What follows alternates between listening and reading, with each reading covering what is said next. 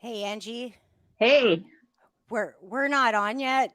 It's not Oh, letting me post because it said that it was deleted from Facebook from the woman angler, and it said for me to re-edit it or do something. that's that thing we have to do periodically. Remember, I have to Oh, every so okay. often I have to reconnect. Okay, Oh, I think it's just for the woman angler. So I'm just going to have it just skip it and go ahead and go live okay. cuz I would have to reset it for all of them. It would be a Okay. new feed. Okay. I'm going to go live in just a second. I got to redo it.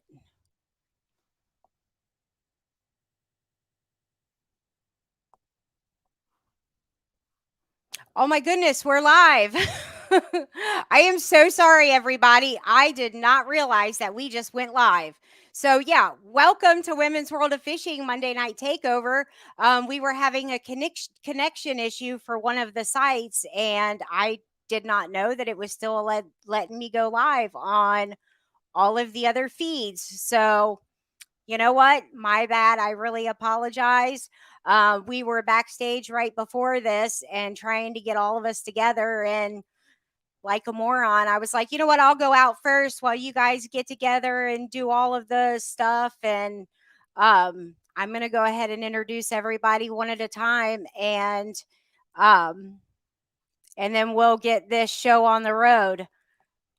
Yeah, it keeps popping up error messages. So, for those of you that were trying to watch on the Woman Angler and Adventure, if that's usually where you watch it, if you go to Angie's Facebook page or the Women's World of Fishing regular YouTube page, you should still be able to see it because it's not going to allow us to stream there tonight.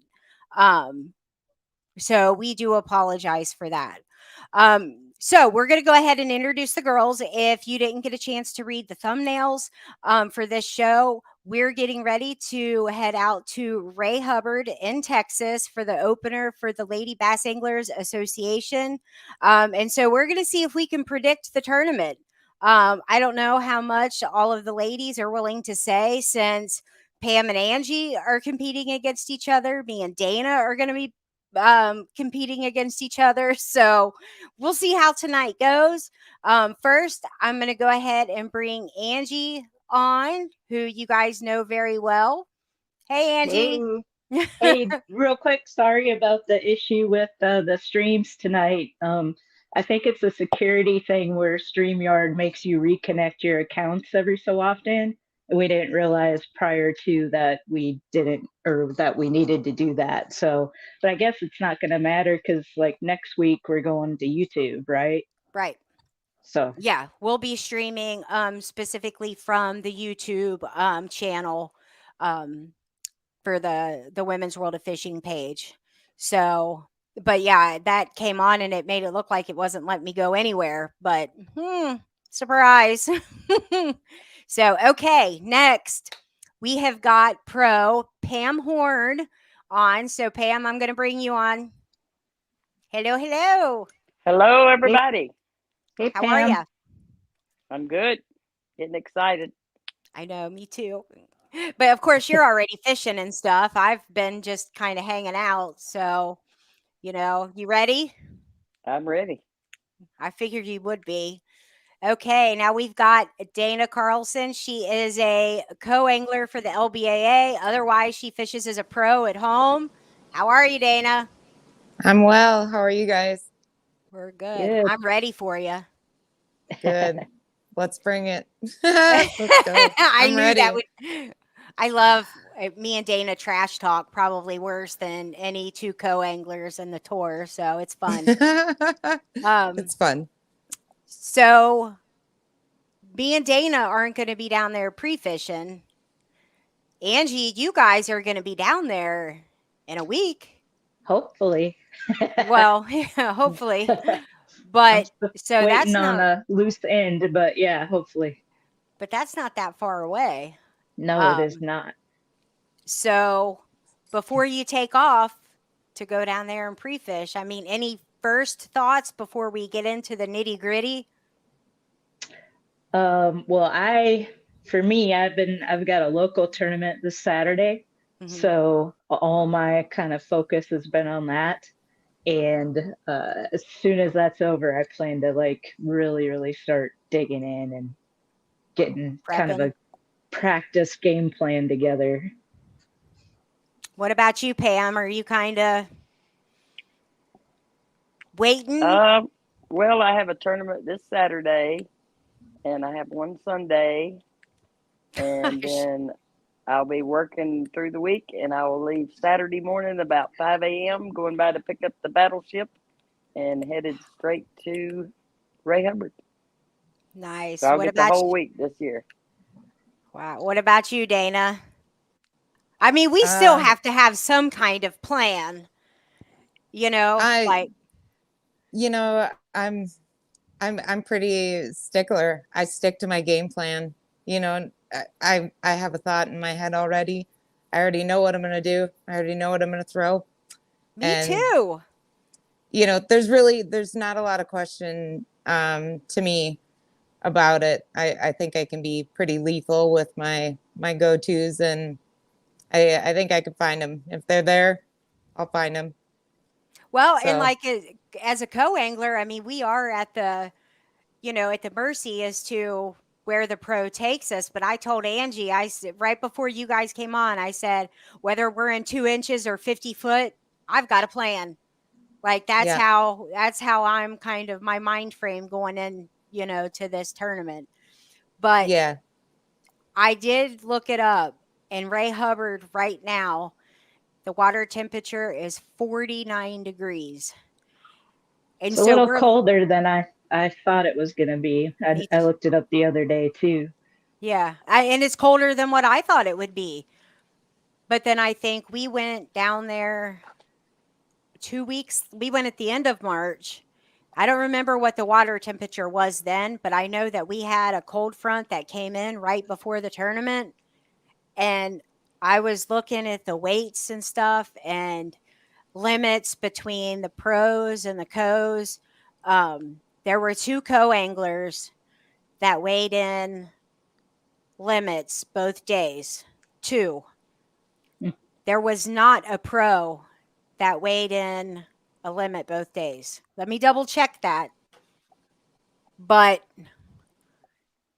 there was some that got close, a 5 and a 4 and a 5 and a 4, and we know who those two were, Pam and Pam. So it was a tough tournament. It was tough. Are we going to do better or worse this year? Oh, I think we're going Collectively. to do better. Yeah, collectively. We've all, Pam, was it your first time fishing that lake last year? Yes. Or have you been? Okay. So I think it was a first for all of us. Most of us. And so, well, I mean, I know the LBAA, some of the other ladies have fished there before, but for us on the show. Oh, okay. And yeah. And so, second time around, we kind of have an idea. We've already got, we've fished it now. Conditions are probably going to be way different. Hopefully better. And that's what I'm hoping for. I don't know about anybody else. Oh gosh, I'm definitely hoping for that. I mean, I don't know if decisions will be made. I remember that it being really windy and a lot of people stayed fairly close because it was like the ocean out there. It was really choppy and people had talked about how dangerous it was. So will that play a factor? Will it not? Well, I know who you fished. That wasn't dangerous. Well, I remember one of the people that you fished with, and and she she's used to that. That's her home waters, and we're talking about Stephanie, and but people she drives that boat like nobody's business, man. Right. Point A to point B, she's getting you there. Right. Fast. And people that are used to that. That's what they do in every tournament that they fish. Probably a little bit more comfortable, Yeah. A lot of times. I think being that it's 3 weeks earlier, you'll probably see. I've been watching the weather. down there kind of over the last month or so, and you kind of see the trend. I mean, I don't know if we'll be to the warm, if we'll be to the tornado season yet. I guess I'm not from down there, so I can't really speak on it, but just the weather trend I'm seeing, I think we might be all right. We might beat that tornado alley, that we were in last year every night. I hope I think we so. might beat it timing wise, just time of the year, weather wise. Hopefully. Just remember hope- the tornado hit about that time last year because it hit right before we got down there. Yeah, Mm. that's right. Pam, Mhm. That's we're why that using marina was optimism here. destroyed. I know. Yeah, We're using optimism here in this chat. well, yeah, I'll hoping. be optimistic, but we better hope for the best and expect Yeah. the worst. That's right. Yeah. we should have like a Bring your priest. good gear. We should have a priest that travels with us because we have had some really bad weather that precedes the LBAA. That As long like as it Yeah. precedes or it's afterwards.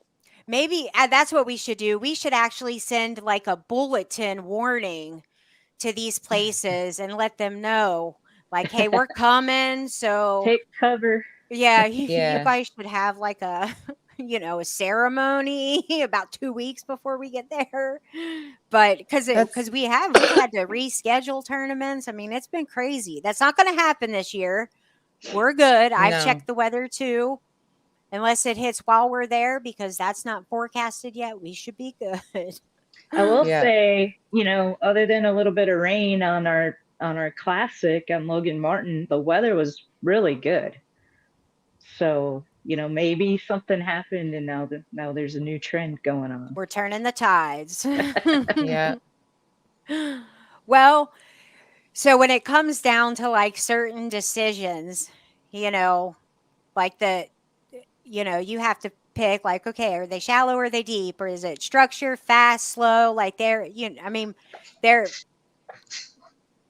know you guys know this, but we do have a lot of people that, that watch that aren't familiar with it. So that's why I'm kind of going, through this. I just don't want Dana and Pam looking at me like we know this. Why you,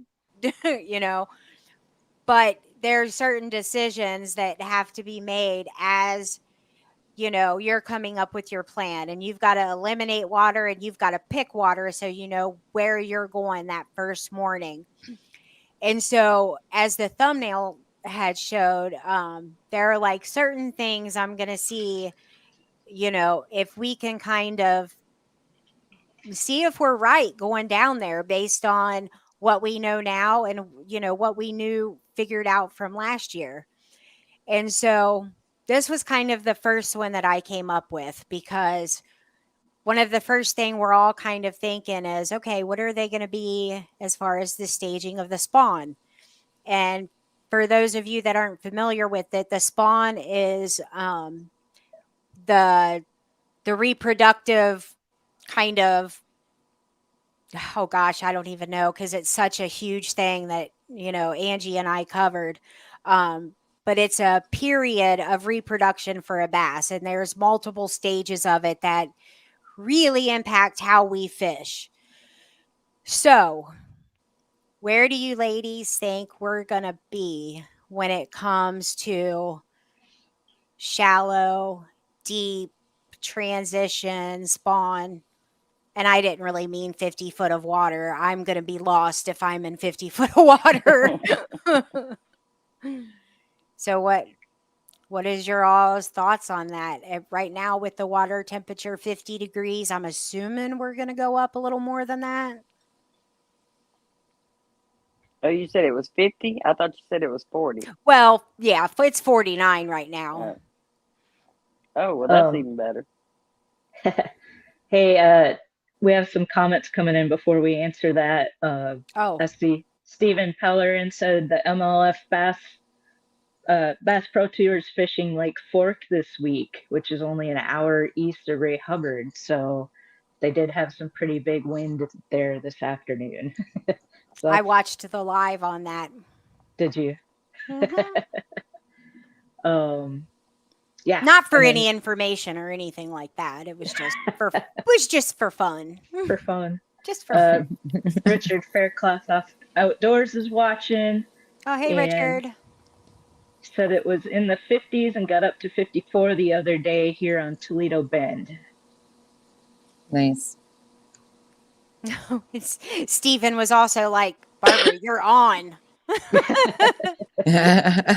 Oh, hey, Ashley. So, what do you guys think? I don't think any of us want to give away any secrets. And I get Um, that. I do get that. But we can give a little bit of information as to what we think. So as an outsider, I can I'll chime in kind of from an outside perspective, really. I think at this point of March, last year we were down there, we seen fish on beds, we seen fish that were already spawned, we seen fish that hadn't even transitioned yet. So I'm thinking your game is going to be planned for all of the above. Plan for still spawning fish, you know, in transition, plan for on beds, you know, plan to find, you know, snatch up the ones that have already spawned. I think it's pretty much an open book. Be in the water's 50 degrees. I mean, it can go either way. Last year it was crazy, but there were fish caught on all of the above. Everybody caught them, you know, off beds, you know, just roaming, transitions, you know, you name it. So I don't think anything's really out of the question. And that's, you know, from somebody who's not there fishing it and, you know, who doesn't fish it, you know, really ever, but, you know, once, a couple times a year, maybe. That's what I'd be planning for. That's what I'll have ready is everything. You know, And I agree with that. I think it's going to be like all different kinds of stages, but I mean, my guess would be the majority of them are going to be pre-spawn. I think a lot of fish are probably going to be moving up shallow.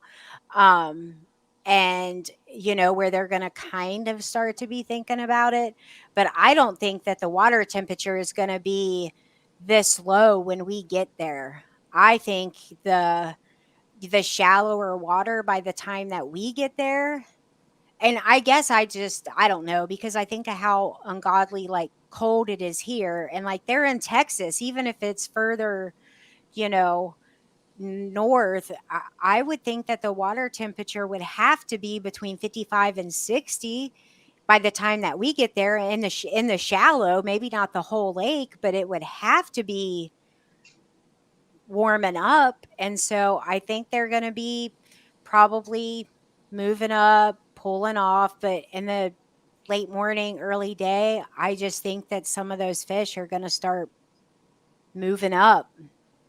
Maybe on beds, maybe not, but I think probably the bigger females will be off, you know, out deep. Not deep, but I don't think they're going to be sitting on beds.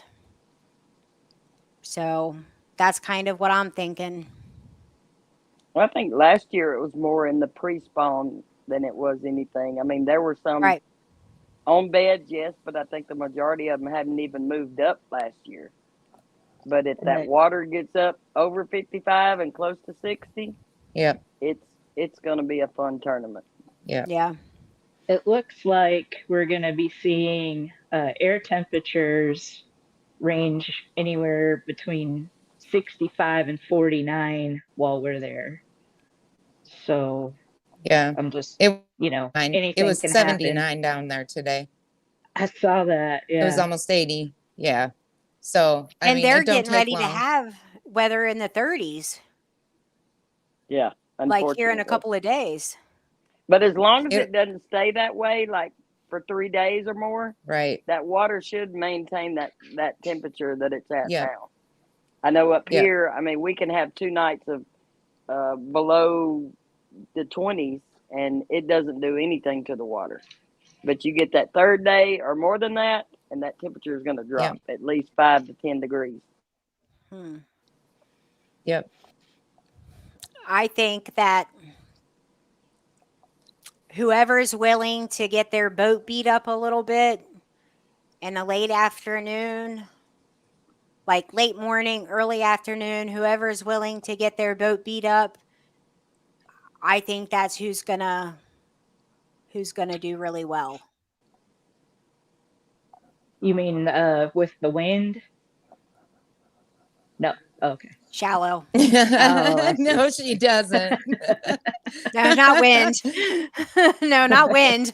Yeah. Well, I'm gonna just Hey. say this: I'm in the battleship, and we can go 6 inches, and I'm gonna leave it at that. Nice. That's right. Well, That's and right. because I kind of thought that, you know, last year, but I mean, I don't know anything about the lake, but you know, I think it was my instinct from coming from Kentucky because, you know, we're so far. Oh, we're so far Oh, you behind. scared me. We're was that really loud? It scared me. We're so far Holy buckets. behind where Texas is. Like literally last week, we got a day a day where it was in the 60s, and I just couldn't help myself because I could actually go outside, and there's still ice on the ponds. The water temperature's in like the mid 30s, and so I just envision like Texas. Well, you know, like, does your water temperature ever go below 70? Like, that's just what I kind of think. And so, me being really naive going to Texas last year, that was just my initial thought was, well, whoever's boat gets beat up in the shallow water the most is going to have, you know, the best tournament. And I thought that, you know, just based on the difference in where I come from. But now, I kind of think the same thing.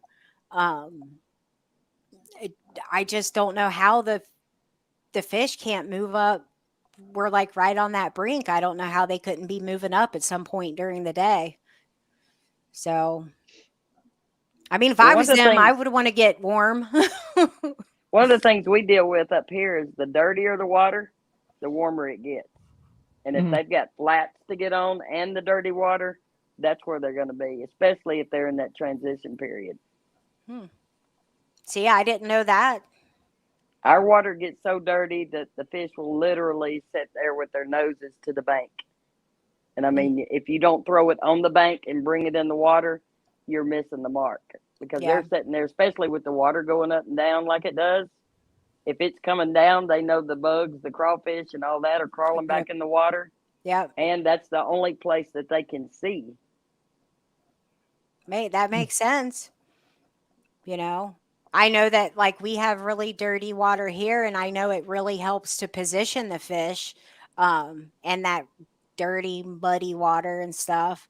But I didn't know that it warmed up, um, you know, Well, you think about faster. it as in black and white. A black truck heats up faster than a white truck. You put your hands on a white truck when the sun's beaming down on it, it's not hot. You put your hands on a black truck, it's burning up.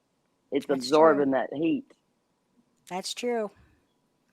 Interesting. So, well, I mean, we'll see. That's kind of my gut feeling for that part. So, okay. Structure. Now, when we went down there last year, and if you guys remember, Pam Martin Wells even said this when we were down there. You know, she said, we all read the same literature, we watched the same videos.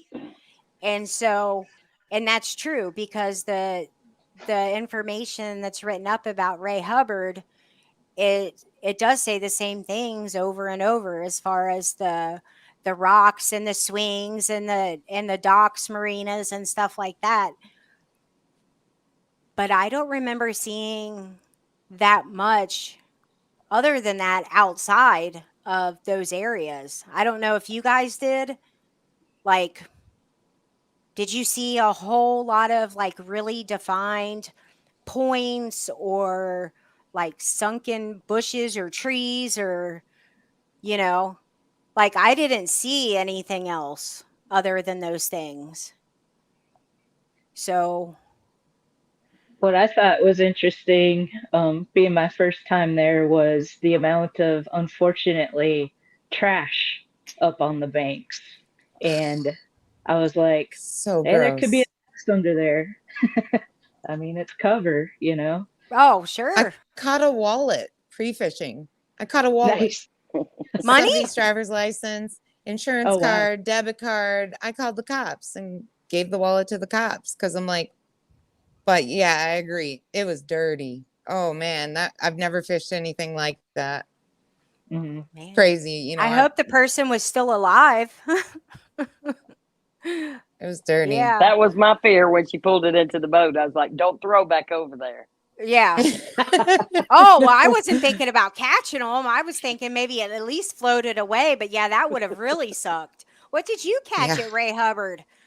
Well, he weighed about 155 pounds. Oh gosh. Yeah, no, it was that kind Soaking of wet. dirty.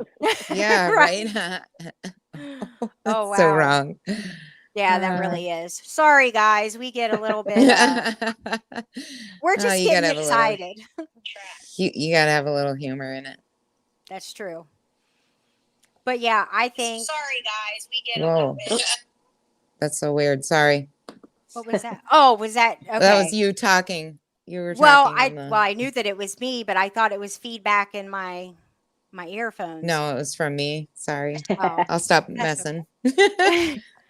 but yeah, I know that when it comes to like the super shallow water, I don't even know what's back in super shallow water. I did see like a little bit of it, but I don't remember there being like rocks and stuff back there.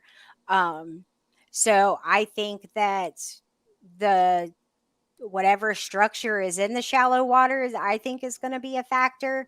And I don't think you can ever rule out on Hubbard, because I know all those people aren't lying. I don't think you can ever rule out the rocks in the marinas. You know, how could you rule those out? Everybody talks about them. You know, am I wrong? Yeah. They catch big fish in the marina. There ain't no question about that. And Mhm. rocks attract heat as well. So Right. Yeah. You guys are like, I don't know. I've never fished before in my No, I life. was just waiting on Angie to say it. I wasn't going to say it. I was waiting on Angie to say You guys have like, I've never fished. What? it. You know what, Stephanie, if you are watching, I changed my mind. I really need you tonight. Everybody's afraid to say anything. Well, I know one thing we talked about watching the Major League Fishing today on Lake Fork. The one optimistic thing I can get out of it, I know their weather is a little bit off, just like we're expecting. When we get down there, it affected their quantity of fish, but it did not affect their quality of fish. Right. Yeah. I mean, they had some really big fish caught, but just not as many. I mean, 2 days you're catching 5 fish, but they were good fish. Right. Well, I think one of the things that really stuck out to me was when Jacob Wheeler was like, well, I just can't quit catching them. And he had 102 pounds, and then they just stopped weighing his fish because he was already in the championship round. Yeah. And the next Yeah. person behind him, Ish Monroe, had 52 pounds, and some people had like 20 something pounds. And so the quality that he was on was just unreal. But literally 102 pounds, and the next person behind him had 51. I mean, And I think he only caught what, 39 fish? I don't even think he had close to that. It may have been more than that, but I'm not sure. Yeah, I think he But had that's a the lot thing. less He was than catching that. the quality. He was catching huge fish. And but then I also thought that it was interesting as to the baits that were being thrown. It definitely seemed like they had all narrowed down the baits, and it all depended on area. That's what it looked like to me. So I would think that while Lake Fork and Hubbard, they're what, an hour and a half apart, give or take. I don't really know. I'm totally guessing.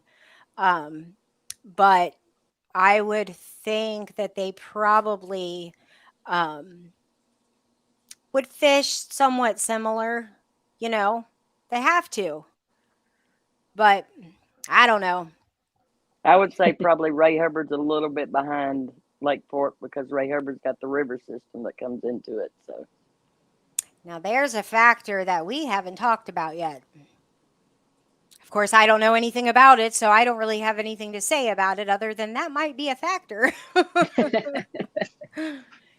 Okay.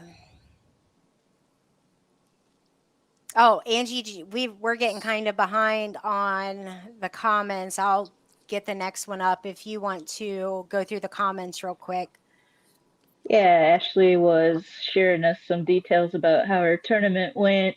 It was her first one. Unfortunately, zeroed. Oh, But it was a tough tournament. Only 5 weighed-in fish out of 27 boats. So there you nothing go. to be sorry about in that. No. The water was 44. Yeah. Ashley said, I think you all got a good chance on structure that's near the Bass Highway, the channel swings, flats, points, riprap, laydowns. Everything is a possibility right now. Every bass is Right. different. Yeah. Right.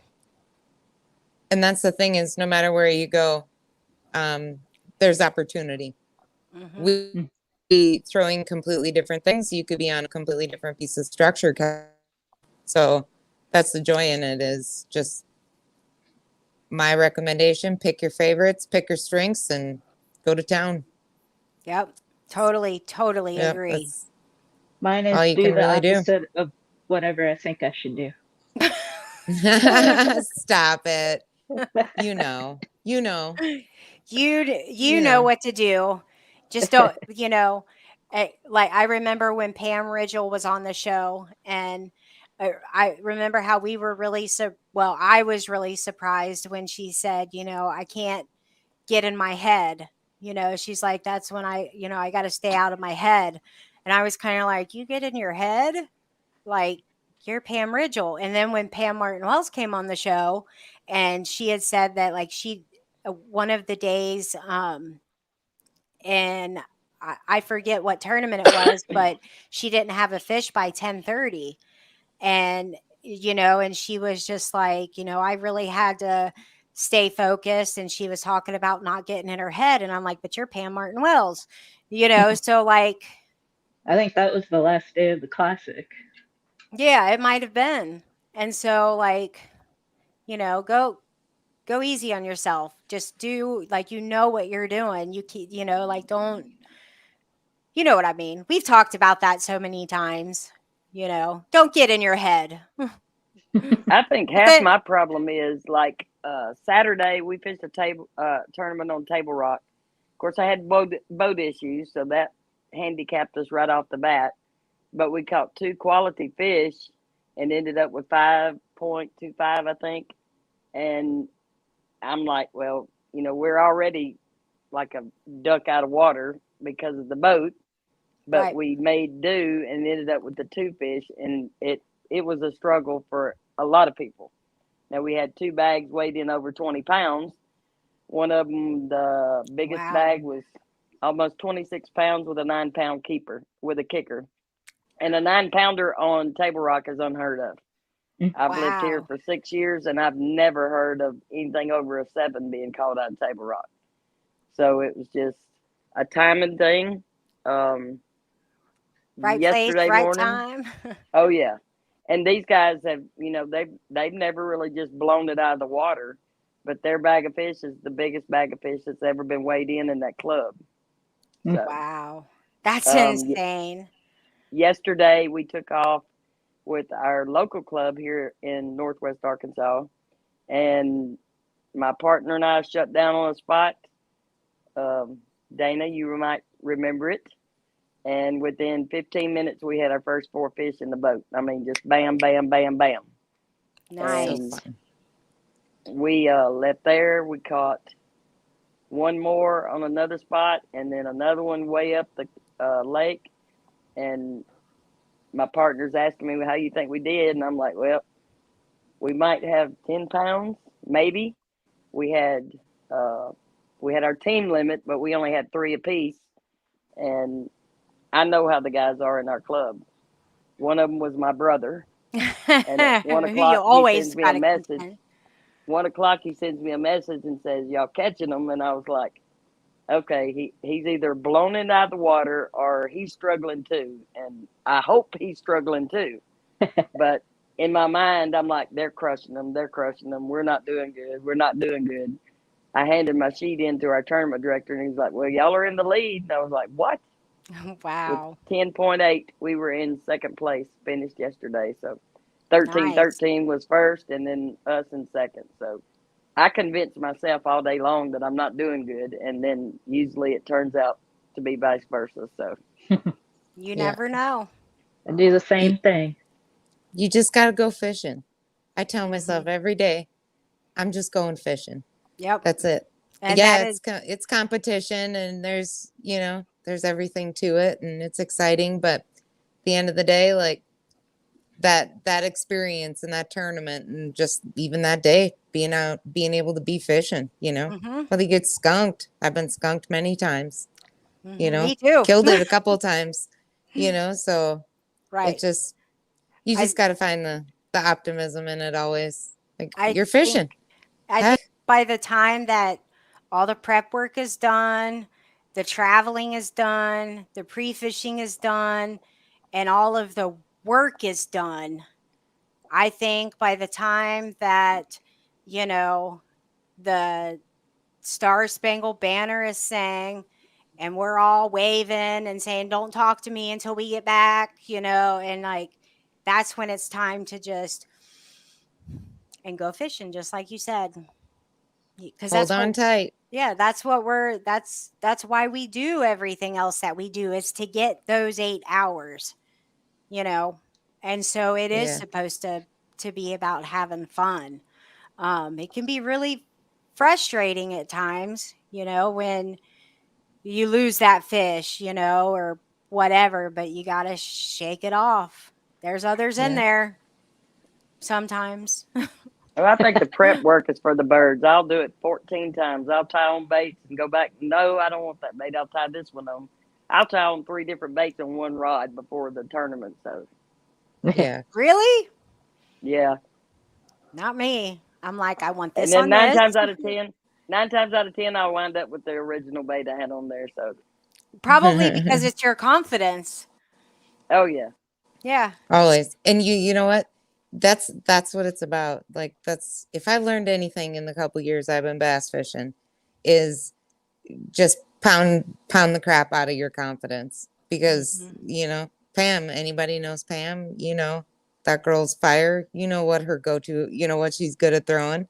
Yeah. But you'll be happy to know I caught a fish on a spinner bait yesterday in 42-degree water. Because that's why you're the bomb. That's why you're the bomb. So happy. And I was so happy. That's why spinnerbait, that lady, she's it, man. 2 feet, 6 inches, 40 feet, whatever. She'll get them. Well, and I think that once you're in tournament time, like that's when it's like, okay, confidence baits. But like, when we always say fun fishing, and then people are like, well, aren't you having fun other times? Like that's kind of what I'm always getting that kind of, question, like, well, if it's not fun all the time, why are you doing it? And I say, well, no, we call it fun fishing when we're not in competition, because when you're in competition, you're focused on that. But when we're fun fishing, that's when I'm trying the new stuff, maybe something new that I received or something new that I bought, or, but once it's tournament time, it's my tried and true old faithfuls, new faithfuls, if they've turned into that for me. because I have some places that I go locally that I know have nice quality fish, even if there's not, if there's a pond that there's not a lot of them. I know there's some big fish in them. And that's where I try the stuff that I'm turning into my, my old faithfuls for tournament time. But it's just, you got to stick with what you know during tournament time, I think. I don't know if everybody does it. Okay. Hey, Oh, real go quick, ahead. sorry. We did go live to my my personal page, so that's good. But there were some comments on there. Yeah, it was Woman Angler and Adventure it didn't go to. Gotcha. Yeah. Lucretia says that she loves your TikTok videos, Barbara. Thank you, Lucretia. I appreciate that.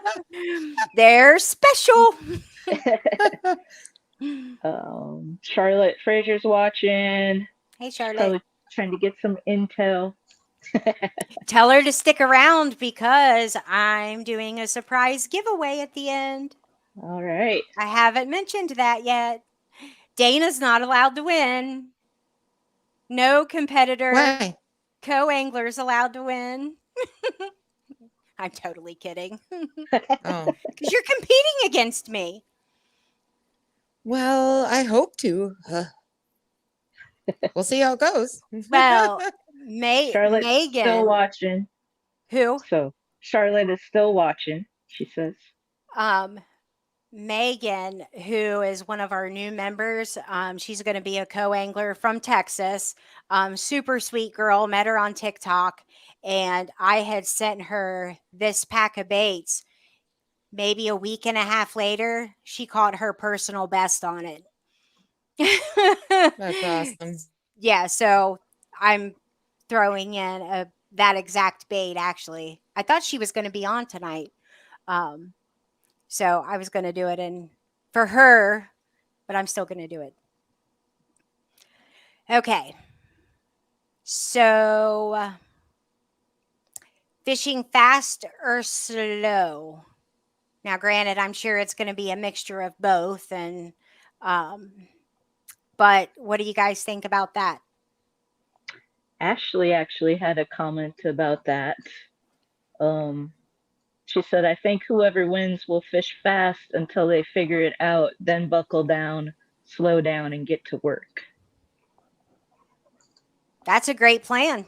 You can't, nobody could dispute that. That is a great plan. I think the good thing about us all being there last year and then going back this year is I know we all left out of there kicking ourselves. Why didn't I do this or why didn't I do that? So this year we're coming back with a new plan of, adapting a little bit better probably. I know I am anyway. Mm-hmm. There was a lot of things that I didn't do that I wanted to do but just didn't do. Mm-hmm. But I'm an open book this year. We're going for it. I think it's definitely different when you've fished a place before versus the first time. No matter if you're a co-angler or a pro, it definitely makes a difference. Like and Dana, I'm sure you are too. You're going in with more of a plan this time, like more prepared, more confident, because it's like, okay, well, I know some of the places I could more than likely end up, and I know, like you just have more of an idea. And I think, Definitely.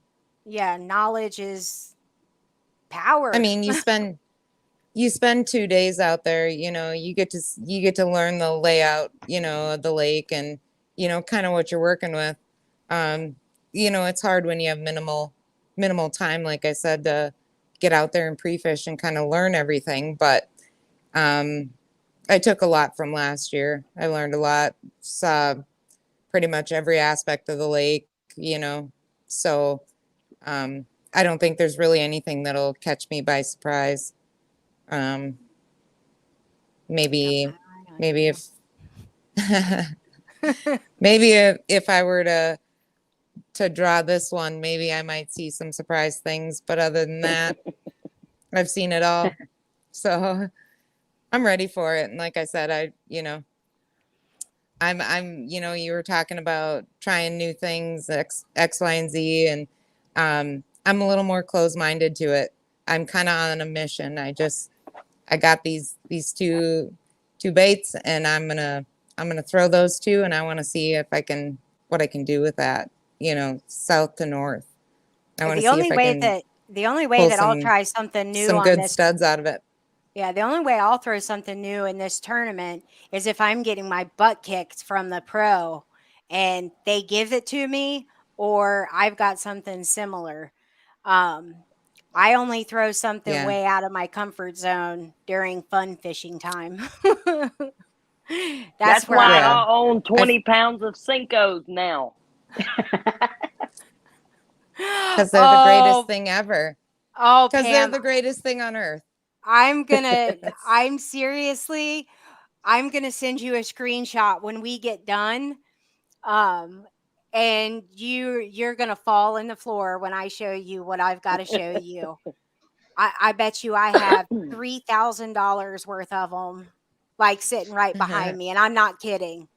Like I'm literally, serious. I own 20 pounds of Senkos now. I did not own that many last year. That's awesome. I've probably got That's the just as greatest much, thing if ever. not more. Well, what's your favorite color, Dana? Oh, you don't have to tell me now. Yeah, never mind. I just realized how stupid that was. What I was going to say is I've got them in every color and every size, and I would bring them to you at the tournament and give them to you after the tournament. But after well, duh, I'm not like stupid. you were no, we're Buy a Bass Pro Shop. You can buy your own for the tournament. Oh, absolutely. If that Daiwa bag I carry, believe me, is packed full of Senko.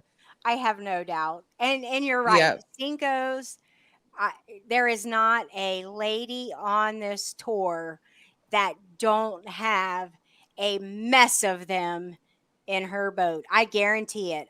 I could be wrong. If you're a co-angler and you're not throwing a wacky Senko, you're out of your mind.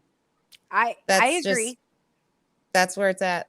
It is. Well, I can only say that because I've fished the back of so many boats, and I've co-angled a ton, right. And I do it. I could go out and do the pro side of things, but I do it because I like to get the experience, and I like to see. I like to test myself. Like, okay, these are my strengths. This is what I'm really good at in bass fishing. Okay, let's test that. Let's test the theory. Can we prove a truth? And I go out there and I fish the back of the boat. And I think last season I only got 2 butt kickings out of the whole season, which is pretty stellar.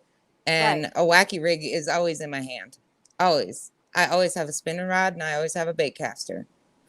Well, I'm only going to correct one thing, is I think that every co-angler should have one tied on. And I'll have one tied on. It's not going to be my go-to. Yeah. It won't be my go-to. Those 5-pounders are still swimming out there then.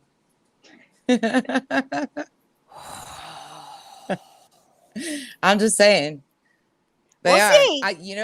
I've seen it. I've seen it personal experience. I've watched it. I've fished against people. My partner for the BFL, I got teamed up with this great guy fishing, caught his 5-pounder. I watched him catch probably 60 to 70 fish in front of me. He literally had a limit in 6 minutes. I believe it. And then I watched him fish the hole, probably pull 60 to 70 fish out of it, throwing, 10 he went through 10 different rods. And finally, by this point, we're 2.5 hours into it. And he's like, you go ahead and you can cast up over there. 1 second cast, I believe it was, that 5-pounder. I pulled right out of that hole that he'd been fishing for 2.5 hours straight. And then the next day, his co-angler, then the next day, his co-angler did the exact same thing. He was in the fish in the front, just kind of all flustered or whatever. He's like, I just threw that wacky out there, just let it sit there, and 5-pounder. So I've seen I it know. a lot. Yeah, and I've caught lots of fish, Yeah. on Wacky Rig Senko. It is one of my favorites. Like I Yeah. love that. But I It's have fun. some other old faithfuls that will definitely be tied on, and I'll get to all of them, unless something is just killing it, and I don't want to pick anything else up, you know. Yeah. That'll be kind of, my I don't know, we'll I see. try to I try to stay open-minded, but that's just one thing I'm just kind of in my little shell. And that, you know Like, what, and that's okay. I mean, every angler is different, yeah. and we'll see how it pans out. I The think I'm probably so particular too because that's just my comfort. Back Sure. home, and like I'm just somewhere so new, and I'm like, well, if it does it back at home, it's got to do it here. I mean, Right, would only make sense, bass or bass. right. If it does it in Minnesota, by God, it's got to work in Texas. That's right. That's right. I think. Well, what do you think, Angie and Pam? You're being awfully quiet. Um, They're like, my look at kind of the time. go-to is slower, and so whoever wins will probably be fishing fast. Angie, we need some optimism in you, girl. You know what? She's going to and start I going didn't to even, a tarot card reader before a tournament. Yeah. and I didn't even answer the question. So if it were me fishing the boat, I would say slow. I would be fishing slow, definitely. Go ahead, Pam. Sorry. I mean, yeah, I think probably slow to medium, probably. Yep. I mean, it's not really going to get like a good fishing for fast until it gets up into the 70s, I would think. Yeah. I mean, because you're looking at if they're on the beds, you're going to have to fish slow to catch a bedding fish. Yep. So I'd say probably slow to medium. I'm saying a moving bait.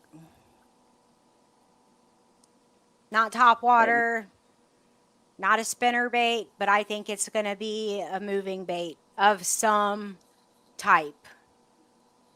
Yeah. That's my thoughts. So, And you can fish a moving bait slow. I mean, right now Right. we're fishing rock crawlers they're just Right. barely moving in the water. So right. they're not doing their normal little, but we're catching fish on them because we're fishing them slow. Right. And So Saturday at Table Rock, we were catching fish on jigs, dead sticking it. They weren't moving. If you moved it, you wasn't getting bit. Yep. If it was just dead sticking it, they'd hit it. Yeah, and it very well, it could be anything from like dead sticking it to burning a spinner bait. I mean, and that's the thing is in fishing, you never know. You've got to put together the whole puzzle, and it's where are they? How deep are they? What's the structure? What color? How fast? And people who like aren't into competitive bass fishing, they don't understand how much work, preparation, goes into it, and then how fast 8 hours will go when you have to figure all of that out. You know what I mean? Like there's a lot of information. Isn't that true? Right. I mean, it's a huge puzzle that you have to figure out to get those limits and to get big fish and but that's what we love to do. Like, we're not complaining that like, oh my gosh, it's so complicated.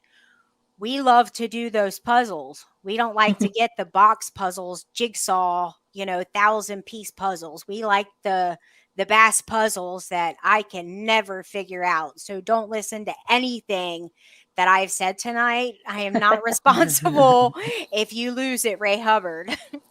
Those And opinions, those opinions are mine and mine only. this kind of Trademark this it. kind of plays into Ashley's question. Do y'all like to practice before a tournament or just show up and fish? It's hard to replicate days. So with the constant changes, so what do y'all prefer?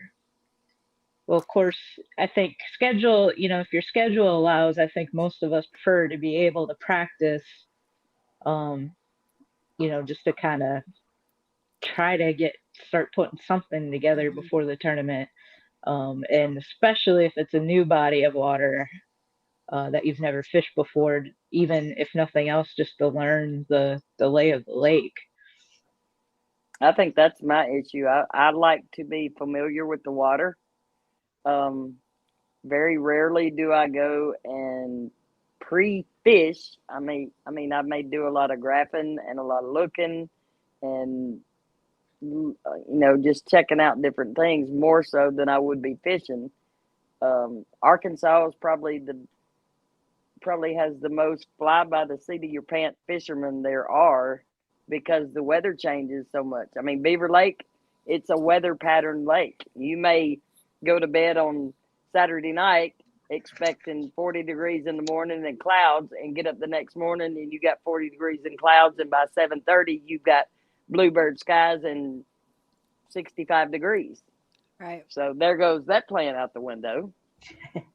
Because Puzzle. it fishes completely different in the weather. If you got south wind, they're going to be over here. If you got north wind, they're going to be here. I mean, it's stupid.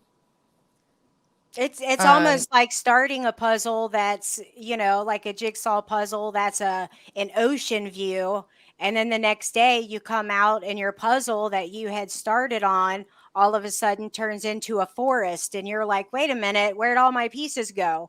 It's pretty much like that. It is very true. And I mean, if you catch them on one thing on Saturday and go back on Sunday, there's 98% chance you're not going to catch them on that. Yep. Agreed. Me personally, I fished the back of a lot of boats. I fished quite a few tournaments. And what I find the common trend to be is people will get so hung up in what they did 2 days ago, 3 days ago, or last weekend. And like Pam said, it changes every day. So me personally, if I've never been on the lake, I will get out and I'll graph, probably not do a lot of fishing. But for the most part, I'm just going fishing every tournament I go to. If I don't have time on the water, I'm still going fishing. It might take me the first hour, it might take me the first 4 hours to figure it out, but I'm going to grind through it and figure out, what they're biting on and where those fish are. I just think pre-fishing gives us a lot of preemptive processes, versus just going fishing. Like Pam said, you do some graphing, you find out where they're staged up, structure-wise, where they're hanging out, and you just let that be, and then you come back, and that's where the work begins. Is, you're in a tournament, but you work to catch those fish hanging out on that structure. Now you got to figure it out. You got 25 minutes to, pick up 6 different rods, figure out what they want, and catch them. That's ultimately, to me, the goal of the tournament. Is I don't need to know everything about the body of water, any of it. I think the work is really when you get to that first spot, jump up and start fishing it. That's where it's at. And that's going to ultimately be the result of what you're doing, regardless of how many days you pre-fished. You fished 30 days prior to a tournament. You could go out there on, more than likely, you'd probably know where fish are, but you could go out there and you could catch nothing. And that's the reality of it always is, you see in the higher ups that people spend this mass amount of time, like the elites, stuff like that. Totally get it. But even those boys, they're spending 3 to 5 days out there, maybe, or 3 days they get to fish prior. That's it. Because at the end of the day, you're going fishing. Fishing's fun, and fishing's about figuring it out, so just have an idea. Executing. Yep. all you need to know, I'm big in weather pattern, pressures, water temp, things of that nature. If you know those fine details, you can do a hell of a job for yourself just in knowing all the factors as well. The agree. front, the wind, wind direction, all those things are significant. Mhm. I Study your totally Google agree. Maps. If it's a northwest wind, what structure is going to get a beaten. How are things going to lay out? So I do a lot more of the research, the Google Maps, checking Right. that type of stuff, because you can find the shallow structure even on Google Maps. Yep. There's so much other small work that goes into it that I think can really truly help you be a successful angler. Sure. And I don't always think it's, the pre-fishing, quote Right. unquote. I think sometimes it hurts us a little bit. In a Yeah. lot of cases, I've seen it. Yeah. I've fished a piece of structure for 2.5 hours straight with a boater who swore those fish were there on Friday. They were there Saturday, 4 and 5 pounders, but yet, we just beat that structure up for 2 hours and there wasn't a fish in sight. Me personally, I'd have fished it 20 minutes. Didn't catch a fish, I'd move. Yeah. So that's just Well, me. That's my 2 cents on it. and I mean, it's tough. This is the first LBAA tournament since I've started that I have not pre-fished. The first one. So I'll answer that question after this tournament as to whether or not I prefer the pre-fishing. And I'm but not pre-fishing this tournament either. yeah, I'm not going to be out on the water either. yeah. So I don't know. I might prefer to go in fresh and non-biased and just pretend like, oh, I'm just out fishing. Maybe I'll pretend like I'm in Kentucky and not even think that I'm in Because Texas. you are just fishing. Yeah, I'm You are just just fishing. fishing. Okay, Hey, so ladies, I do have a Oh. call I gotta hop off. okay, So I'll let you guys continue on. It's been Okay. awesome. Thank you, Dana and Pam, for joining us tonight. Thanks, Barb, Yeah. for doing all the work behind the scenes. you are very And welcome. And next week, Janine Blair, we got on. oh, nice. So from Fishionistas.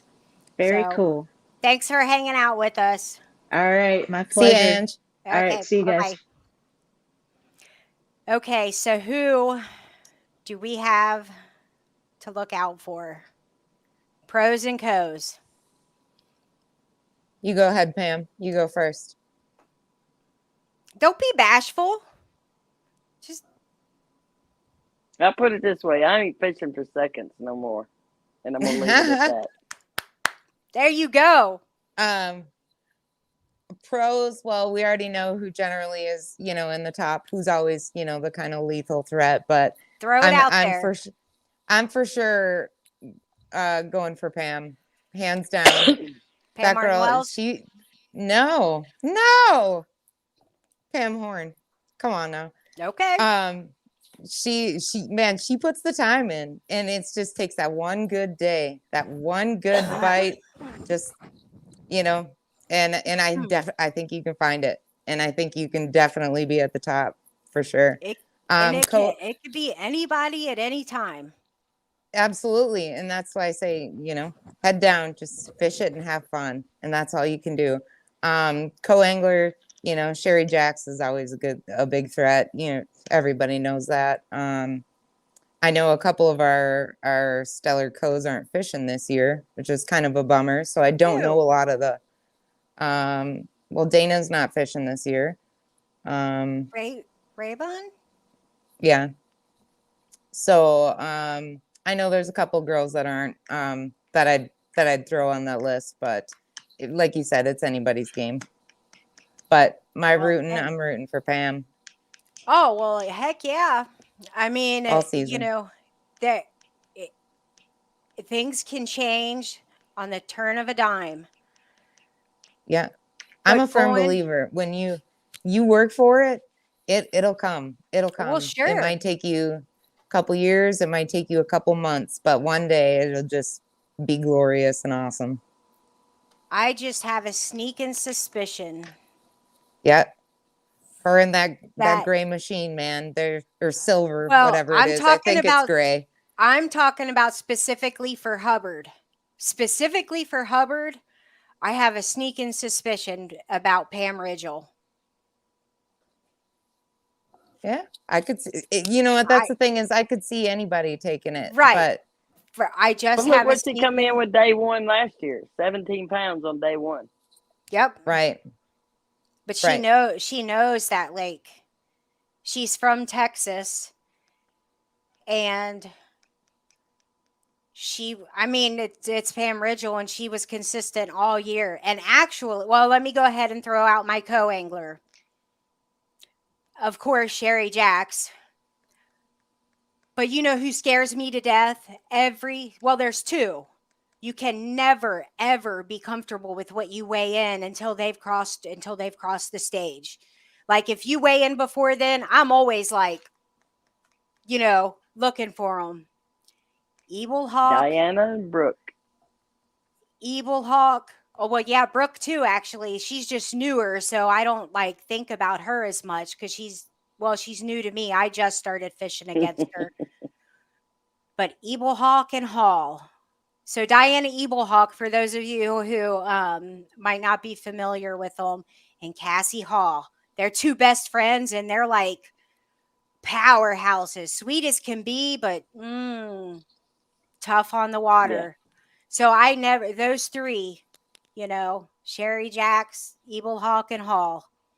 It could be any of us, but those girls are just, they might put them in their pockets before they go out fishing, and they're like, here's my 5-pounder, here's my 6-pounder, and put them in the live well. I don't know what they do, but they're as consistent as anybody I've ever seen from the back of a boat,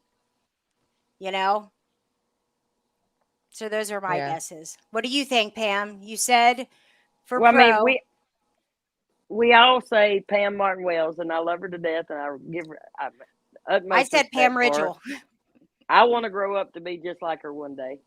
But and I hope she doesn't take this in the wrong way, because I mean it with the utmost respect. She's a competitor. She understands. We kind of leave Pam Ridgel to the side. And to me, in my mind, I think of Pam Ridgel as the rattlesnake. She's going to sit over there until you get close, and you're going to hear that rattle go off. Because she can come back with a nasty bite. I mean, look what she did last year. 17 pounds on the first day. We didn't see that coming. No. I don't think anybody saw that coming. No, and Pam Ridgel only lost by, she lost by a couple of pounds. Her second day, she didn't have a limit on day 2. Yeah, she had a bad day 2, but she had a rattle going on the first day. But I do, and here's the thing, is like, Pam Martin Wells, Pam Ridgel, all of us on the tour, we're competitors. We don't take that stuff personal. If anything, Pam Martin Wells takes that as a daggone compliment. She knows we all are just like, what's Pam got? Same things with Sherry and Cassie and Diana Ebelhawk. I look forward to the day when people are just like, oh God, what Barbara got? I just ain't there yet. Let's be real though. Everybody would want to see someone come in there and take that first spot. Yes. Mad respect to all of them. All the Pams, everybody that finishes in the top. Yes. But me personally, I want to see the 4th, 5th, 6th man come in, and I want to see them up at the top. And that's just because that's my favorite. I'm always about cheering on everybody. I don't care you're my competitor or not. Right. But I'd like to see the 3rd, 4th, 5th, 6th guy come in there and put a stomp into it. Both the Pams respect that. That's competing, and she knows what it's like to win. Well, clearly. And everybody loves a good underdog story. You know, that's why there's so many movies made about underdogs. Like everybody loves a good underdog story. Um, but Absolutely. but Absolutely. Hubbard is, you know, we're probably looking at possibly a tough tournament, and you know, I just can see it being a Pam Ridgel kind of tournament. You know, Yeah. Well, could you be can't totally count out wrong. Alyssa Johnson either. She's from Texas. Yeah, Yep. Indiana. Yep. She's I best mean, friends with Pam Ridgel. well, Yep. and Pam, you did really good in that tournament. I mean, a Yeah. lot That's of what I'm the saying. right. It's just it'll be so interesting. I'm so excited. Yeah. I can't wait that we're getting ready to go. It's been a Yep. long winter, And I guys. mean, I think day one, Sherry weighed in 12 pounds or something for 3 fish. I mean, that's had 3-4 pounders on day one. Sherry, yeah, Sherry and Diana Eaglehawk, they both had limits both days. Ugh, And Sherry Jacks, big fish. with 3 fish, had 12.44. And Time to get to work. That's what that's telling us. Yeah. It's time to get to work. I'm telling you, That's a nice bag of fish right there. I'm going to go with my theory that they put the 5-pounder in the right pocket and then the 6-pounder in the left pocket, and then one behind their life vest or something. And then they just put them in the live well when they get out. Something like that. They're just too good. Right. Right. Oh, I'm so I excited think to see everybody. really the weather conditions being like they are and not really just in a straight out is gonna make it a little bit more of a even playing field for everybody. We'll see. I hope. don't know. Stephen Pellerin, he actually said thoughts on forward facing sonar. I don't know how many of the girls have that, honestly. And I think it's a wonderful tool, but I think when it comes to spawning and shallow water, Yeah. it's gonna be useless. Right. I know Right. Robbie has it. I know Steph has it, but I mean, she's only fishing bull shoals, but Yeah. I'm sure some of the other girls have it. Yeah. So But I'm not 100% sure other than those who all has it. So I mean, I'll I have mean, live scope on the battleship, but I mean, last year I didn't even use it. I think maybe I used it one time in Alabama on Logan Martin, but I'm just yeah. not. I'm a shallow person.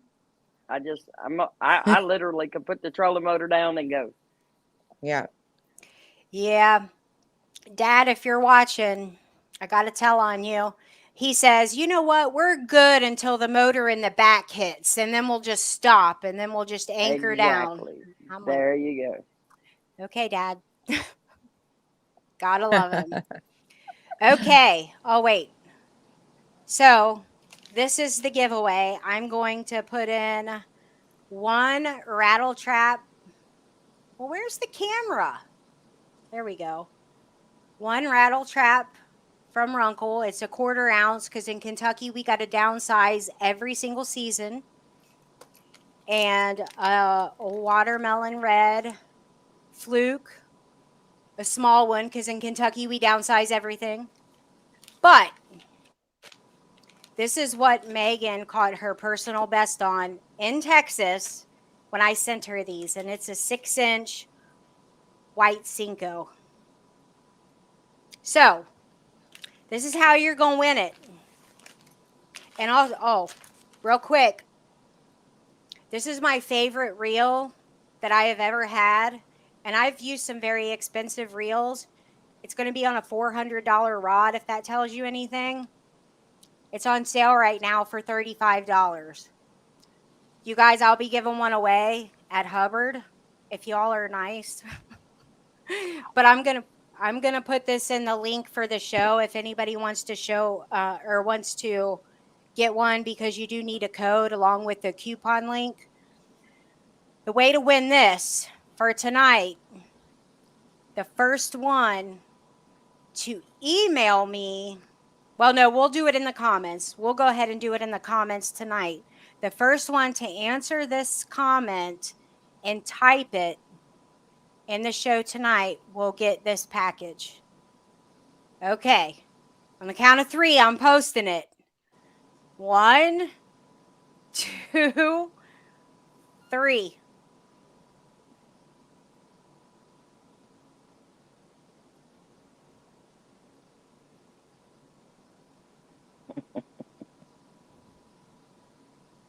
Is this Steph?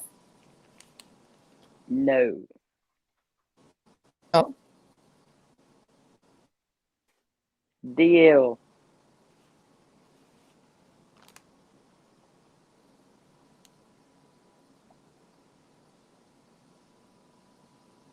Can I answer it verbally? Yes, Because I can't type it. no, you gotta write it in so it's time stamped in case anybody complains. I don't Well, want. I can't get on my Facebook right get now. your I'm on my phone out, Pam. I'm on my phone. Oh, okay. Oh. Nobody's commented yet. So who do you think it is? Deanna Laborn. I'll comment. Hold. Oh, I was gonna. It's not comment. Deanna Lavorne. Who? Alyssa. Who was it? You guys can't just start throwing out everybody on tour. Oh, why not? Why can't we? We're on the show. Yeah, but then that's not fair to people who aren't on the show who don't know everybody. I don't know everybody. Well, yeah, that's true. She was on the show.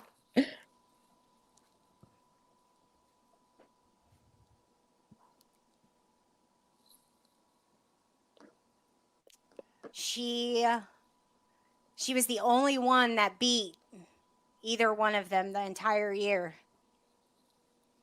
Robbie Hartline. Yep, you got it.